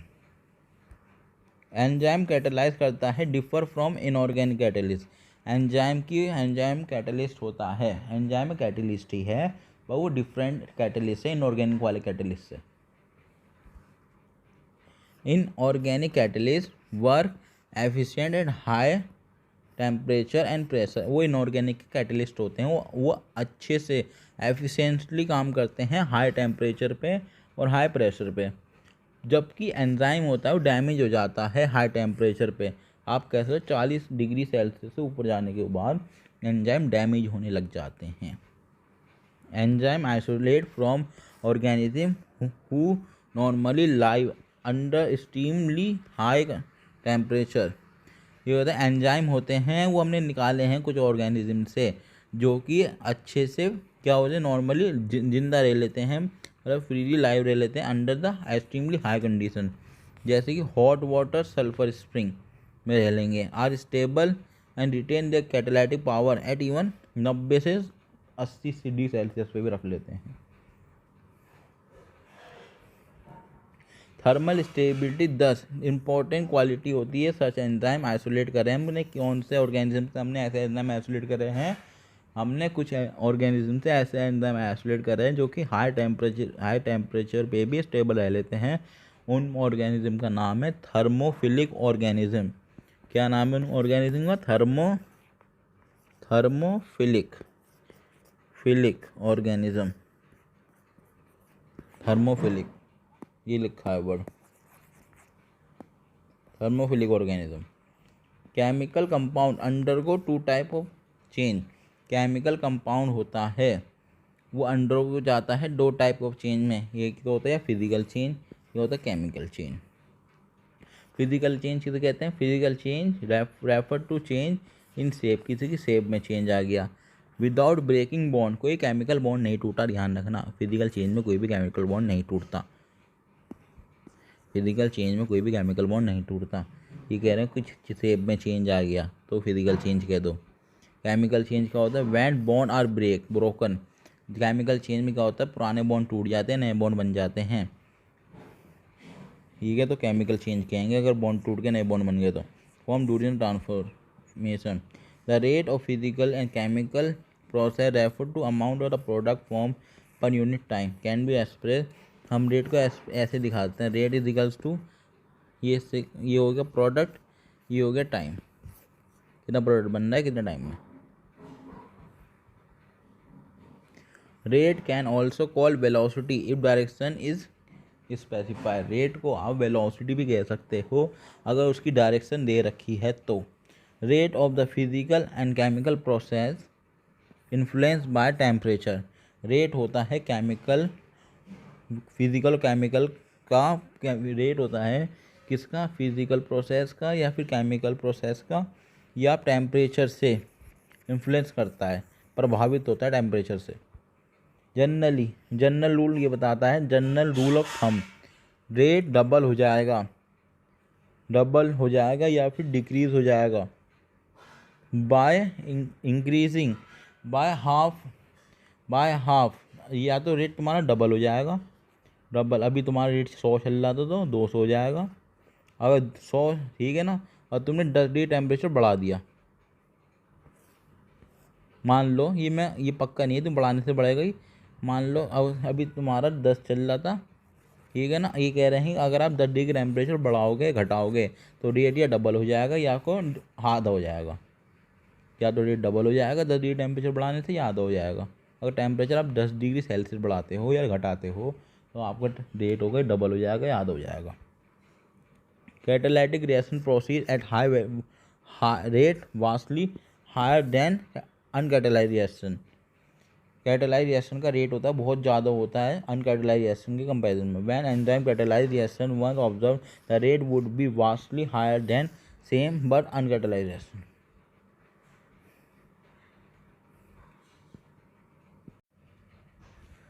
कार्बोनिक एनहाइड्रस एक एंजाइम का नाम है कार्बोनिक एनहाइड्रस। इसमें क्या होता है, कार्बन डाइऑक्साइड होती है, ट्रांसफर होती है। कार्बन डाइऑक्साइड ने वाटर के साथ रिएक्शन करी, in the presence of carbonic anhydrous, इनने क्या बना दिया, कार्बोनिक एसिड बना दिया। ठीक है, in absence of any enzyme, ये रिएक्शन होती है, ये बहुत ही स्लो होती है। विदाउट एंजाइम, अगर एंजाइम नहीं है कि 200 मॉलिक्यूल बनाएगा बाय कार्बोनेट के एक घंटे के अंदर, 200 मॉलिक्यूल बनाएगा एक घंटे के अंदर बाय कार्बोनेट के। अगर कौन नहीं है, कार्बोनिक एनहाइड्रस एंजाइम नहीं है। अगर हम ये एंजाइम को यूज़ करते हैं, वही साइटोप्लाज्म में रहता है, ठीक है ना, ये है by using the enzyme present in cytoplasm carbonic anhydrous, ये रिएक्शन की स्पीड ड्राम बहुत ही तेज़ी से बढ़ती है। ठीक है ना, विदाउट नहीं है, विद है, विद 6 लाख मॉलिक्यूल बनते हैं हर सेकंड के अंदर। 6 लाख मॉलिक्यूल बनते हैं बायकार्बोनेट के हर सेकंड के अंदर। एंजाइम ने एक्सलेट कर दी है रिएक्शन अबाउट 10 मिलियन टाइम्स ज़्यादा बढ़ा दी, तेज़ी से कर दी है reaction. Power of enzyme is incredible Indeed, power of enzyme बहुत ही इनक्रेडिबल है। Multiple step chemical reaction, when each step is catalyzed by the same complex or different enzyme is called metabolic pathway. Is actually metabolic pathway in which glucose become pyruvic acid through 10 different enzyme catalyze metabolic reaction. ठीक है, जैसे कि यहाँ पर treasury structure दिखा रखा है enzyme का, ठीक, ये पॉकेट दिखा रखी है, पॉकेट का मतलब है सर्विक्स, मतलब दरार, एक दरार सी होती है इसमें। Reaction chemical metabolic conversion refer to reaction, chemical metabolic conversion को हम रिएक्शन कहते हैं। सबस्ट्रेट सबस्ट्रेट क्या होता है, केमिकल होता है जो कि कन्वर्ट होना है प्रोडक्ट में। सबस्ट्रेट ये केमिकल है जिसे कन्वर्ट होना है प्रोडक्ट में, उसे हम सबस्ट्रेट कहेंगे। Substrate has to bind, substrate bind करता है एंजाइम को, सबस्ट्रेट एंजाइम को बाइंड करता है, एंजाइम से जाके जुड़ता है सबस्ट्रेट एट इस एक्टिव साइट, वहाँ पे एंजाइम की एक्टिव साइट होगी, एक्टिव साइट पे सबस्ट्रेट जाके जुड़ेगा एंजाइम से within a given clip और पॉकेट पे उधर आ रहे उस पर। The substrate has to diffuse to active site they the obligatory formation of, उसके बाद तब सबस्ट्रेट एंजाइम से जुड़ जाएगा तो एक कॉम्प्लेक्स बन जाएगा, ES complex, enzyme substrate complex. E stand for enzyme. ये कॉम्प्लेक्स की फॉर्मेशन होगी, ये ट्रांसिएंट फ्रोमेना है। क्या है, ट्रांसिएंट फ्रोमेना है कॉम्प्लेक्स की फॉर्म होना। ये सबस्ट्रेट था, ये एंजाइम था। ये दोनों मिल गए, ES बन गया, ठीक है, ES बन गया, ये कॉम्प्लेक्स बन गया। During this state substrate bond, substrate के बॉन्ड होंगे, सबस्ट्रेट बाउंड करता है to enzyme active side, substrate जोड़ता है एंजाइम के एक्टिव साइड पे, और new structure of substrate called transient state structure is form very soon after expected bond breaking. Bond टूटते हैं, बनते हैं, इस कंप्लीटेड हो जाता है, प्रोडक्ट बन जाता है। सबस्ट्रेट ने एंजाइम से बाइंड करा, ES कॉम्प्लेक्स बनाया, ES कॉम्प्लेक्स बन गया। अब क्या होगा, सबस्ट्रेट को प्रोडक्ट में बदल देगा एंजाइम, नए बॉन्ड पुराने बॉन्ड तोड़ेगा कुछ और नए बॉन्ड बनाएगा तो प्रोडक्ट बन जाएगा।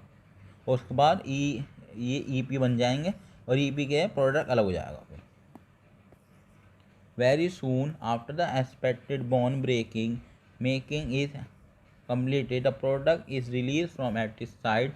In this word, structure of substrate get transformed into structure of product, ठीक है ना, स्ट्रक्चर था सबस्ट्रेट का, किस में बदल गया, स्ट्रक्चर ऑफ प्रोडक्ट में बदल गया।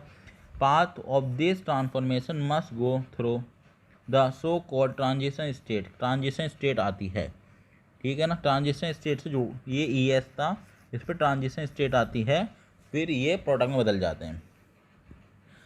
There could be many more alter structure between stable substrate and product. ऐसा नहीं है कि अगर आपको A से D बनवाना था तो A से B भी बना होगा बीच में, उससे C भी बना होगा, आपने तो D देखा, पर ये सब क्या है, ये सब स्टेबल नहीं है, B C ये सब बदल गए। तो आपने देखा कि A से D बन गया, पर उसके बीच में बहुत सारे स्ट्रक्चर बने थे, सबस्ट्रेट से प्रोडक्ट बन गया, आपने ये देखा, पर उस तब आपका रिएक्शन चल रही थी सबस्ट्रेट से, सबस्ट्रेट बहुत सारे प्रोडक्ट में उसने बदला होगा, एंड में प्रोडक्ट बनाया उसका। Implied in this statement is the fact that all other intermediate structure state are unstable. वो सारी बीच की स्टेट बनी थी वो सब अनस्टेबल थी। Stability is something related to energy state of molecule और structure. Hence, when we look at pictorial through, the gap is look like something. जैसे कि देखा ये है पोटेंशियल एनर्जी, इधर की साइड है पोटेंशियल एनर्जी, इधर की साइड है प्रोग्रेस ऑफ रिएक्शन, रिएक्शन चलती हुई दिख रही है इधर, ये पोटेंशियल एनर्जी। तब सबस्ट्रेट था, ये सबस्ट्रेट है, सबस्ट्रेट, ठीक है, सबस्ट्रेट है, ये यहाँ पे इसने एंजाइम से हुआ बाइंड, ये सबस्ट्रेट की एक्टिव साइड इतनी पोटेंशियल एनर्जी पे, अगर एंजाइम को इतनी पोटेंशियल एनर्जी मिल गई सबस्ट्रेट से तो ये प्रोडक्ट में बदल जाएगा। इतनी एनर्जी दो कि अगर आप ये रिएक्शन सबस्ट्रेट से प्रोडक्ट बना रहे हैं विदाउट एंजाइम तो आपको इतनी सारी एनर्जी देनी पड़ेगी तब प्रोडक्ट बनेगा आपका। एक्टिवेशन एनर्जी कितनी सारी हो गई, बहुत सारी हो गई। ये ट्रांजिशन स्टेट आती है, इतनी एनर्जी देने के बाद ये स्टेट आएगी जब आपका ये सबस्ट्रेट प्रोडक्ट में बदल जाएगा, उस स्टेट को कहते हैं ट्रांजिशन स्टेट। ट्रांजिशन स्टेट अगर विदाउट एंजाइम कर रहे हो तो बहुत ज़्यादा एनर्जी का बाद आएगी, अब विद एंजाइम कर रहे हो तो भाई इतना सा ही चलना पड़ेगा उसे। वाई ऐसे रिप्रेजेंट करिए पोटेंशियल कंटेंट, एक्स रिप्रेजेंट करिए प्रोग्रेसिव स्ट्रक्चरल ट्रांसफॉर्मेशन और other state through transition state. You will notice two thing, the energy level difference between the substrate and product. If P is lower than S, the reaction is exothermic. अगर यहाँ पे देख रहा है आपको P नीचे है, S ऊपर है, मतलब कि जब P के पास आ रहा होगा यहाँ पे तो एनर्जी निकल ली होगी इधर की साइड, तो रिएक्शन कैसी है, एक्सोथर्मिक रिएक्शन है। On need supply by heating in order to form product, however whether it is exothermic और स्पॉन्टेनियस रिएक्शन और एंडोथर्मिक और energy required reaction as go to through much higher energy state. ये कह रहे हैं कि ये एक्सोथर्मिक हो एंडोथर्मिक हो कोई सी भी रिएक्शन हो, एस को एक बहुत किससे गुजरना पड़ेगा, हाई एनर्जी स्टेट से गुजरना पड़ेगा, उसे ट्रांजिशन स्टेट कहते हैं, तभी वो प्रोडक्ट में बदलेगा। The difference in average energy content as from that this transition state is called active energy. ये आपने देखा है, इतनी एनर्जी देनी पड़ेगी तब ट्रांजिशन स्टेट आएगी, ये एनर्जी को क्या कहते हैं, एक्टिवेशन एनर्जी कहते हैं, इतनी एनर्जी देनी पड़ेगी।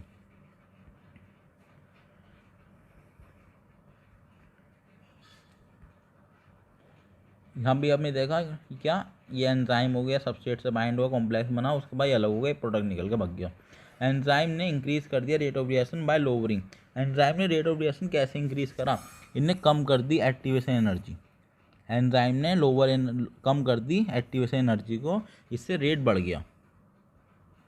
ट्रांजिशन स्टेट क्या है, इन transition state unstable transition state है, वहाँ पे बॉन्ड टूटते हैं और नए बॉन्ड बनते हैं। कन्वर्टिंग होता है, वो प्रोडक्ट में बदल जाता है। एक्टिवेशन एनर्जी क्या होती है, the energy in difference in energy between substrate and transition state. Substrate और ट्रांजिशन स्टेट में एनर्जी का डिफरेंस है, उसे कहते हैं एक्टिवेशन एनर्जी। फैक्टर जो कि अफेक्ट करते हैं एंजाइम की एक्टिविटी को, एंजाइम की एक्टिविटी को कौन कौन से फैक्टर इफेक्ट करते हैं, पीएच हो गया, टेम्परेचर हो गया, सबस्ट्रेट की कंसंट्रेशन हो गई और इनहिबिटर हो गया। Nature of enzyme action, nature of enzyme action, each enzyme मानी E has substrate S binding site in its molecule so that highly reactive enzyme substrate complex ES is produced। ठीक है, इन दोनों मिलके इन्होंने ES बना दिया। This complex is short live, छोटी सी जिंदगी होती है, ड्यूरेशन होती है इस कॉम्प्लेक्स की। डिसोसिएशन इनटू प्रोडक्ट, उसके बाद टूट के प्रोडक्ट में बदल जाता है। द अनचेंज एंजाइम, एंजाइम क्या रह गया, प्रोडक्ट से सब सबस्ट्रेट प्रोडक्ट बन के निकल गया, पर एंजाइम अब भी वैसा का वैसा ही जैसे पहले था, सबस्ट्रेट से मिलने से पहले। एंजाइम में कोई भी चेंज नहीं आता। With intermediate formation of enzyme product ये बन गया। फॉर्मेशन ऑफ ES कॉम्प्लेक्स ये एसेंशियल है फॉर कैटालाइजेशन। अब कोई पूछता है ES का फॉर्मेशन एसेंशियल था या काम चल जाता, बहुत एसेंशियल था, इसके बिना काम ही नहीं चलने का, इसके बिना काम ही नहीं चलने का। The catalytic cycle of enzyme action can be describe in following step. अब इसे डिस्क्राइब कर सकते हैं फॉलोइंग स्टेप में। फर्स्ट सबस्ट्रेट बाइंड करेगा एक्टिव साइट को ऑफ एंजाइम और फिटिंग होगी इनटू एक्टिव साइट में। बाइंडिंग ऑफ सबस्ट्रेट इंड्यूस करेगा enzyme to alter its shape and fitting more tightly around substrate. फिर क्या होगा, active site of enzyme now in close proximity of substrate break the chemical bond of substrate and the new enzyme complex is formed. Enzyme release product of reaction. The free enzyme is ready to bind another molecule of substrate, run through catalytic cycle, go one again. अब देखना enzyme की activity का temperature और pH कैसे मारते हैं effect. Enzyme की activity है ये बढ़ रही है, एंजाइम की एक्टिविटी इधर की साइड बढ़ रही है, इधर पीएच बढ़ रहा है। ये कह रहे हैं ना पीएच बढ़ेगा तो एंजाइम की एक्टिविटी क्या होगी, बढ़ेगी। अब भी बढ़ रही, पीएच भी बढ़ रहा है, अब भी बढ़ रही, पीएच भी बढ़ रहा है, पर ये टाइम पे पीएच की वैल्यू इतनी आ जाएगी, फिर पीएच की वैल्यू और बढ़ाओगे ना तो एंजाइम की वैल्यू घटेगी, एंजाइम की एक्टिविटी घटेगी। ऐसे इधर है, यहाँ पे टेम्परेचर बढ़ रहा है तो एंजाइम की एक्टिविटी बढ़ रही है, एक ऑप्टिमल टेम्परेचर आ गया इधर, उसके ज़्यादा टेम्परेचर बढ़ाओगे तो अब घटनी चालू हो जाएगी। ये टेम्परेचर है इधर की साइड, ये पीएच है इधर की साइड, या एंजाइम की एक्टिविटी ऊपर की साइड, ऊपर की साइड एंजाइम की एक्टिविटी है। एंजाइम के जनरली फंक्शन क्या होते हैं, एंजाइम होता है वो नैरो रेंज पे काम करता है। नैरो रेंज होती है एंजाइम के टेम्परेचर का पीएच की, इसी नैरो रेंज पे एंजाइम बहुत ही ताकत से काम करेगा। Enzyme shows higher activity at particular temperature. Enzyme अपनी हायर एक्टिविटी होती है पर्टिकुलर टेम्परेचर में दिखाता है, उसे ऑप्टिमल टेम्परेचर कहते हैं और ऑप्टिमल पीएच कहते हैं।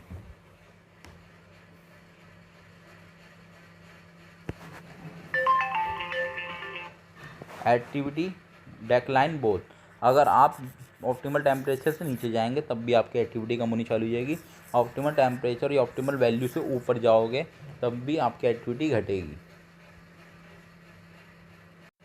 अगर आप टेम्परेचर को कम करोगे, लोअर टेम्परेचर क्या करता है, एंजाइम को तोड़ता तो नहीं है लोअर टेम्परेचर एंजाइम को टेम्परली इनएक्टिव स्टेट में लाके खड़ा कर देता है, इनएक्टिव बना देता है एंजाइम को अगर टेम्परेचर कम करोगे तो। वहीं हाई टेम्परेचर करोगे तो एंजाइम एक्टिविटी को इफेक्ट पड़ेगा, क्योंकि उसके अंदर के प्रोटीन होंगे एंजाइम के, वो डीनेचर हो जाएंगे बाय हीटिंग, टूट जाएंगे इस तरह से, डीनेचर हो जाएंगे, उनका नेचर तो बदलने लग जाएगा। सबस्ट्रेट कंसंट्रेशन ये दे रखा है एनसीईआरटी में, इम्पॉर्टेंट है। ये आपका मैक्सिमम वेलोसिटी दे रखी है, वेलोसिटी ऑफ रिएक्शन ये हाफ है, तब हाफ होती है तो यहाँ पे एस की एक्स एक्सिस में किलोमीटर होती है, km होती है वैल्यू, ठीक है, ये क्या है, तब हाफ वी मैक्स होगा तो वैल्यू क्या होगी, km होगी, याद रखना ये।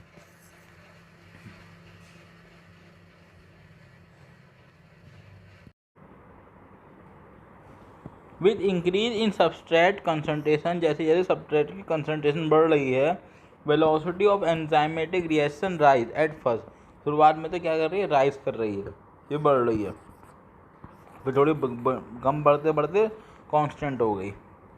Reaction ultimately reach the maximum velocity which is not exceed by any further rise in concentration of substrate because the enzyme molecule are fewer than substrate molecule. After the saturation of these molecule, there is no more free enzyme molecule to bind with additional substrate molecule.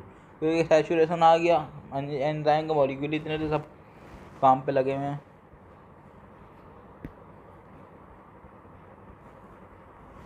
Enzyme inhibitor, enzyme inhibitor, activity of an enzyme is also sensitive to presence of specific chemical that bind to enzyme. Activity होती है enzyme की, ये sensitive होती है to presence of specific chemical, किसके present में, specific chemical के present में वो बाइंड कर रहा है किसको, एंजाइम को। ऐसे inhibitor, binding of chemical shut off enzyme activity, inhibitor क्या होते हैं, केमिकल होते हैं जो कि क्या कर देते हैं, शट ऑफ कर देते हैं एंजाइम की बाइंडिंग एक्टिविटी को, उन्हें कहते हैं इनहिबिटर, इनहिबिशन कहेंगे उसे हम, केमिकल को इनहिबिटर कहेंगे, प्रोसेस को इनहिबिशन कहेंगे, केमिकल को इनहिबिटर कहेंगे। Competitive inhibitor, inhibitor closely resemble substrate in its molecular structure and inhibit activity of enzyme. Competitive inhibitor में क्या होता है, इनहिबिटर होता है वो क्लोजली रिसेम्बर करता है, मतलब एक सही दिखता है सबस्ट्रेट के मॉलिक्यूलर स्ट्रक्चर में भी, ठीक है ना, एक सही दिखता है, तो पहले जाके लग जाता है इसमें एक्टिव साइट में, तो वो सबस्ट्रेट है वो लग ही नहीं पाने का, तो ये सारे कॉम्पिटिशन दे दिया उसने उसे सबस्ट्रेट को, जैसे कहेंगे कॉम्पिटेटिव इनहिबिटर। फॉर एग्जाम्पल दे रखा है, inhibition of succinic dehydrogenase by malonate से which is closely resemble substrate succinate in structure, ठीक है ना, वो क्लोजली रिसेम्बल करता है सबस्ट्रेट सक्सिनेट इन स्ट्रक्चर, ठीक है। Inhibition of succinate dehydrogenase by कौन करता है, ये करता है मेलोनेट करता है। मेलोनेट क्या दिखता है, सबस्ट्रेट के सक्सिनेट के सेम तरह दिखता है, मेलोनेट रिसेम्बल करता है सक्सिनेट, दस compete for binding enzyme succinate dehydrogenase, ठीक है ना, इसमें बाइंडिंग ये एंजाइम है, इसको सक्सिनेट जुड़ना चाहता है इससे और मेलोनेट जुड़ रहा है, कंपटीशन दे रहा है इसे। Classification nomenclature of an enzyme, classification of enzyme पढ़ रहे हैं हम। Enzyme are divided into 6 class और 4 से लेके 13 सब क्लास हैं, 6 तो क्लासेस हैं, 6 क्लासेस हैं एंड 4 से 13 सब क्लासेस हैं। Enzyme name according to 4 digit number, एक एंजाइम को नेम दिया जाता है 4 डिजिट नंबर से, किससे, 4 डिजिट नंबर से नेम देते हैं हम एक एंजाइम को।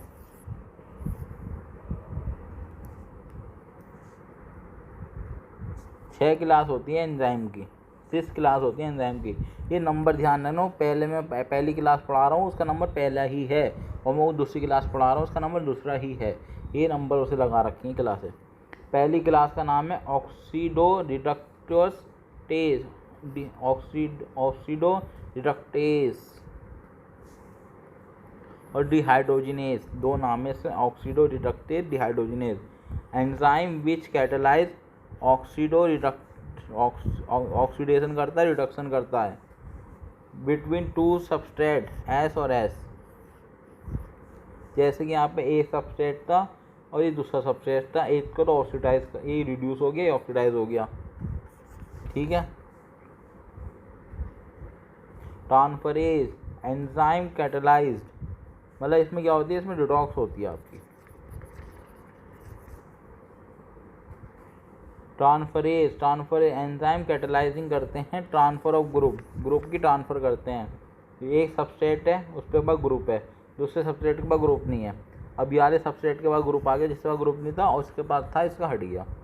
दूसरी हाइड्रोलिसिस, एंजाइम कैटेलाइज करते हैं hydrolysis of ester, ether, peptide, glycosidic, carbon carbon, halide और पी एन बॉन्ड। मतलब ये क्या करते हैं, हाइड्रोलाइज करते हैं, पानी से तोड़ते हैं। हाइड्रोलिसिस में क्या, ईस्टर बॉन्ड, ईथर को, पेप्टाइड को, ग्लाइकोसाइड को, कार्बन कार्बन को, हैलाइड को, पी एन को, ये ऑल डाइजेस्टिव एंजाइम, सारे के सारे डाइजेस्टिव एंजाइम हैं वो हाइड्रोलेज की क्लास में से ही आते हैं। डाइजेस्टिव एंजाइम कौन सी क्लास में से होता है, हाइड्रोलेज क्लास से। ये होती है तीसरे नंबर की क्लास, हाइड्रोलेज, तीसरे नंबर की क्लास होती है हाइड्रोलेसिस।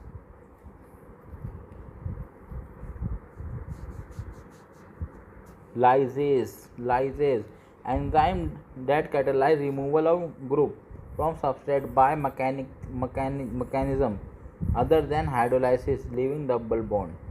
ठीक है, कह रहे हैं कि पानी से तो नहीं तोड़ेंगे हम, पानी वानी नहीं निकलता, एक अलग मैकेनिज्म से हम ग्रुप को हटाएंगे, रिमूवल करेंगे ग्रुप का सबस्ट्रेट से। जैसे कि ये दे रखा है, यहाँ पे हाइड्रोलाइसिस नहीं हुई, यहाँ पे ये इसको हटाया है, ठीक है ना, और डबल बॉन्ड लगा दिया एंड में। क्या लगा दिया, डबल बॉन्ड लगा दिया। आइसोमेरेज, पांचवी class isomerase include all enzyme catalyse the inter conversion of optical geometrical position isomer. तीन तरह के आइसोमर दे रखे हैं यहाँ पे, ऑप्टिकल, जियोमेट्रिकल और आपके पोजीशन। लाइसेस, छठी क्लास, ऑल एंजाइम कैटेलाइज करते हैं linkage together of two enzyme. Ligase का मतलब होता है जुड़ना, इस तरह से लाइगेस, और लाइसिस का मतलब होता है टूटना। लाइगेस छठी क्लास का नाम है। ये एंजाइम वो होते हैं जो कि लिंकिंग करते हैं, दो को जोड़ते हैं। जैसे कि ये हो गया, इसे इन्हें इन सबको जोड़ दिया।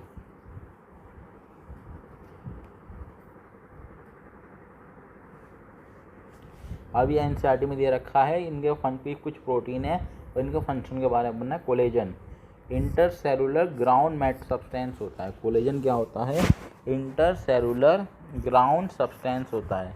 कोलेजन क्या होता है, इंटरसेलुलर ग्राउंड सब्सटेंस होता है। ट्रिप्सिन एक एंजाइम है, ट्रिप्सिन तो एक एंजाइम है। इंसुलिन एक हार्मोन है। एंटीबॉडी फाइट करते हैं अगेंस्ट इन्फेक्शन एजेंट।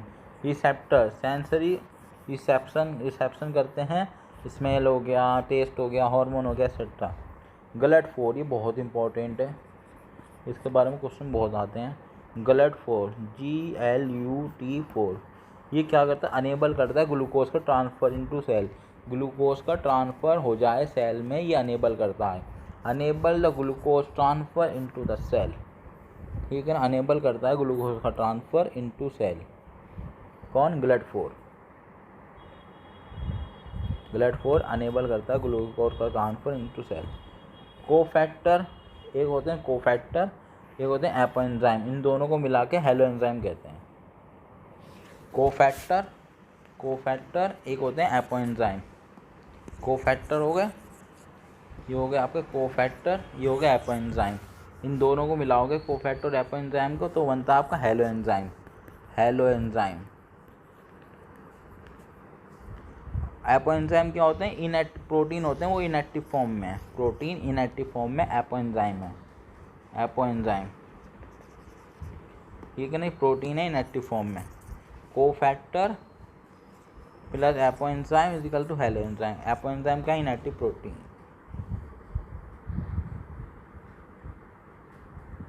कोफैक्टर क्या होते हैं, ये प्रोटीन के नहीं होते, नॉन प्रोटीन कॉन्स्टिट्यूएंट होते हैं कोफैक्टर।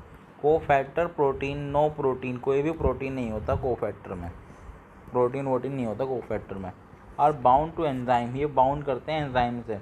कोफैक्टर होते हैं, ये बाउंड करते हैं एंजाइम से और एंजाइम को कैटालिटिक एक्टिव बना लेते हैं, कैटालिटिकली एक्टिव बना देते हैं एंजाइम को। कोफैक्टर क्या होते हैं, कोफैक्टर तीन तरह के होते हैं, prosthetic group, coenzyme, metal ion.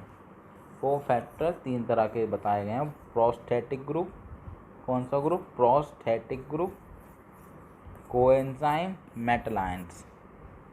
Prosthetic group ये आपका एक ऑर्गेनिक ग्रुप है, ऑर्गेनिक कंपाउंड है। प्रोस्थेटिक ग्रुप क्या है? एक ऑर्गेनिक कंपाउंड है। प्रोस्थेटिक ग्रुप एक ऑर्गेनिक कंपाउंड है। वो टाइटली बॉन्ड करता है एपोएंजाइम से।